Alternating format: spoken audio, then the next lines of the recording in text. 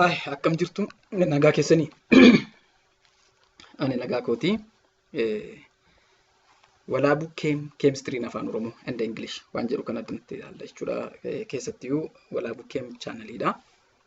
Channelii kana jalatti mata-dureewwan chemistry keessaa garmalee barbaachisoo ta'an yookaan immoo barbaachisoodha jedhamanii yaadaman yookaan immoo isa tokko hubachuuf barbaachisoodha jedhamanii kan yaadaman addana keessatti gad fageenyaan ni ibsamu jechuudha.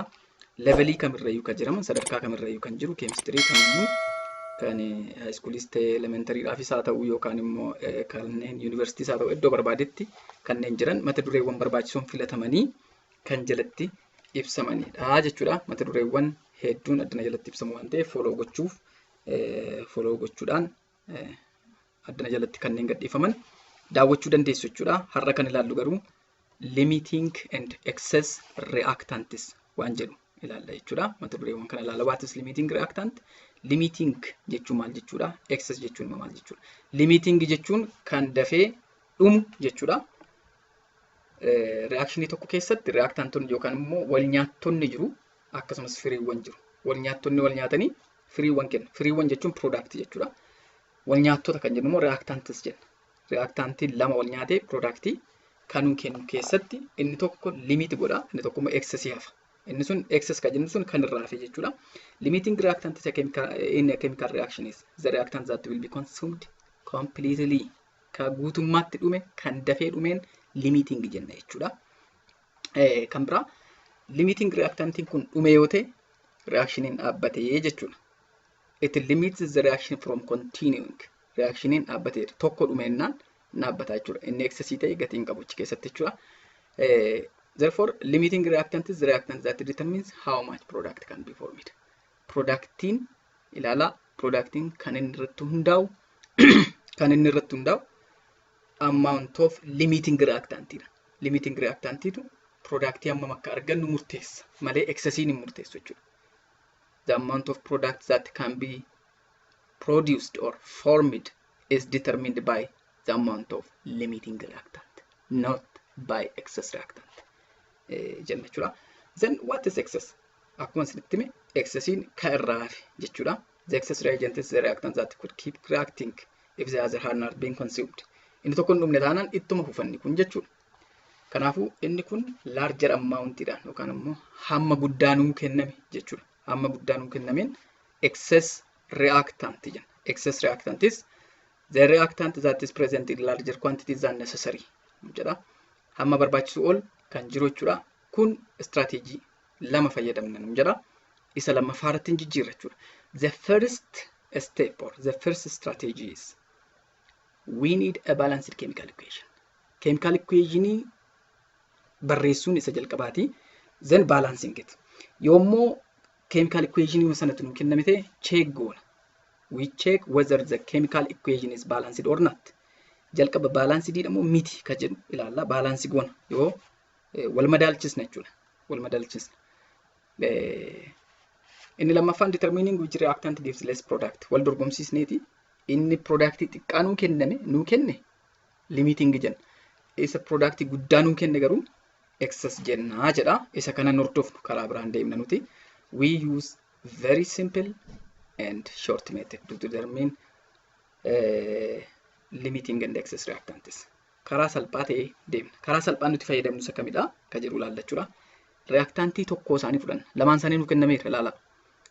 Amountiin kan lamaan isaanii nu kennameera garuu inni tokko akka waan hin kennamneetti fudhanna. Inni tokko akka waan hin kennamneetti fudhanneeti hammamtu barbaachisaa jennee isa calculate goona jechuudha. Assume that the amount of the second reactant is not given. Then find the amount of the second reactant that is necessary to react with the given amount of the first reactant nun jedha. Isa kana ilaalla jechuudha. Mee addanirraati ilaalla. Karaa salphaa ta'e akkamittiin limiting reactantii determine gochuu dandeenya. If 12 gram of hydrogen reacts with 7 gram of nitrogen, it says hydrogen reacts with nitrogen jechaa jira. Amount of hydrogen is given, amount of nitrogen is given also. Which substance is limiting reactant? Warra wal nyaatan kana keessaati isa kamtu wal nyaattota kana keessaa isa kamtu limitingidha, isa kamtu immoo excessiidha nuun jedha jechuudha. Inni tokko limitingii taanaan inni tokko excessii waan ta'eef.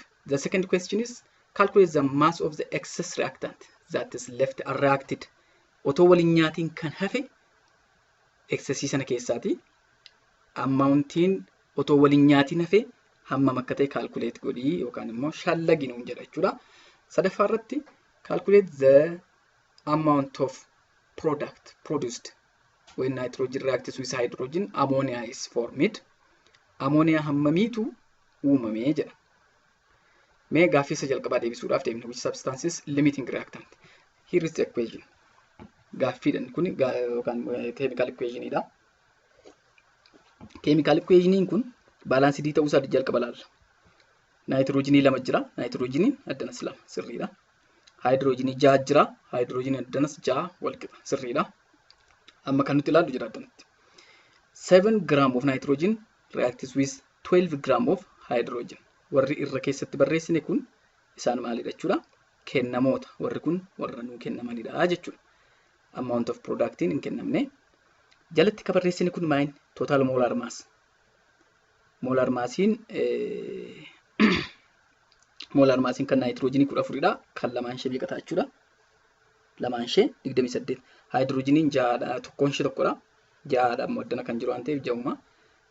Warri kunis akkasumatti daawwanni total molar mass jennee ilaalla jechuudha. Tokko tokkoon isaanii amma gaanuu kennameera. Akka maddanatti ilaallu tokko tokkoon isaanii kennameera. Jalqaba amount of productii kan murteessu limitingidha. Limitingii isa kam akka ta'e immoo calculate goonee bira geenya jechuudha. Garuu addanatti ilaallee xiqqoo nitrogeniin xiqqootu kenname jenna. Hydrogeniin baay'eetu kenname hin ta'e hydrogeniin excess akka ta'etti fudhachuu dandeenya. Kun dogoggora. Fakkeenyaaf hydrogeniin giraamni 6 otoo kennameera ta'ee limiting ta'uu isaati hin ta'u akkasitti hin ta'u jechuudha. Kanaafuu calculate goone bira ga'uu qabna akka hin dogoggorre. Addanarraa ilaallee murteessuu hin dandeenyu waan ta'eef. Let's assume that the amount of hydrogen is not given. Then we rewrite the equation as follows. It says akka waan amountiin hydrogenii hin kennamnetti ilaalla. Haa fudhannuudha yookaan kana hin kennamne jenna yookaan immoo kana hin kennamne jenna garuu mee ammaaf hydrogeniin hin kennamne jenna 12 kennameera garuu akka waan hin kennamnetti ilaallee akkasitti barreessina x jennee irraa addana hydrogenii irratti x barreessinee jirra kunoo garuu 12 kennameera yaadadha. Amma torba irra 28 x over 6 gram jennee calculate goona. We are going to calculate the amount of hydrogen required to react with 7 gram of nitrogen. Then we compare the result with the given amount or 12 gram. 12 gram wajjin compare goona saddanatti gatii x kana jechuudha. 12 gram wajjin akkamitti akka hojjennu ni ilaalla jechuudha. Mee addanatti ilaala. Torba irra 28 jenneera 7 over 28 is equal to x over 6 gram. Gatii x barbaanna. Gatiin x akkamitti barbaadamti? Kun akkasitti barbaadamti jechuudha. Torba baay'isu 6 jechuun kana dura qaxxaamura baay'isuu akkuma beektanitti fudhadha. Irra 28 jenneerra addanatti.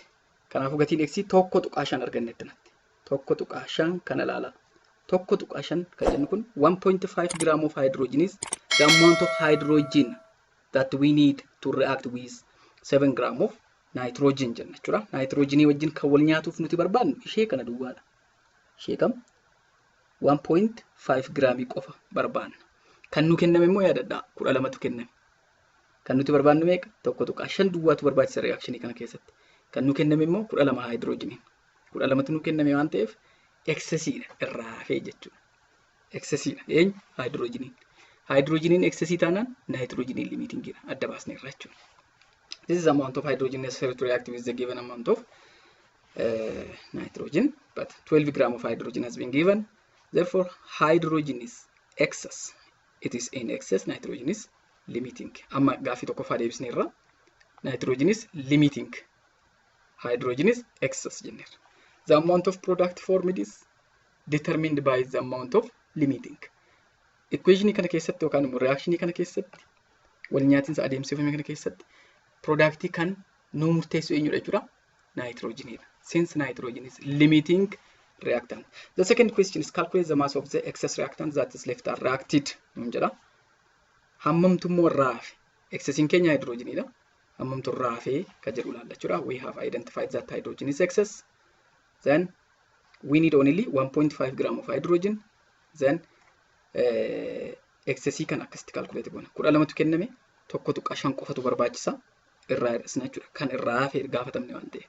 Kan irraa hafe 10 tuqaa 5 jennee akkasitti deebisna. Gaaffiin sadaffaa maal jedha? How many grams of ammonia are formed? Jedha. The amount of ammonia formed depends on the amount of nitrogen, not amount of hydrogen. Hydrogen in excess waan ta'eef jechuudha. Mee nitrogen irratti hundaa'a waan ta'eef akka kanatti equationicha barreessina. Kanatti equationicha barreessina jechuudha. 7 graamiin kennameera. Amma gaa waa'ee kanaan dhiisna. Guutummaatti dhiisna maaliif? Excess waan ta'eef. Inni kun determine godha. Maaloo productii keenya hammamtu productii hammamii takka uumamu isa kanatu murteessa waan ta'eef jechuudha. 7 gram over 28 gram is equal to x over 34 gram jennee gatii x barbaanna.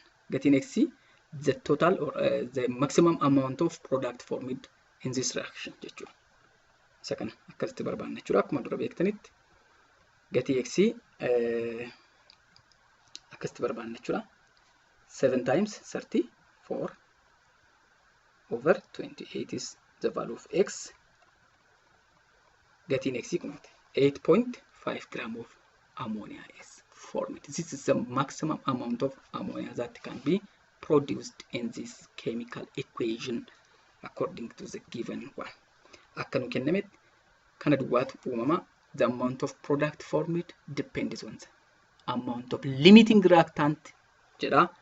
Galatoomaa waan na hordoftaniif subscribe godhaa, share godhaa, nagaan turaa. Video biraatiin walitti deebina. Galatoomaa. Bye.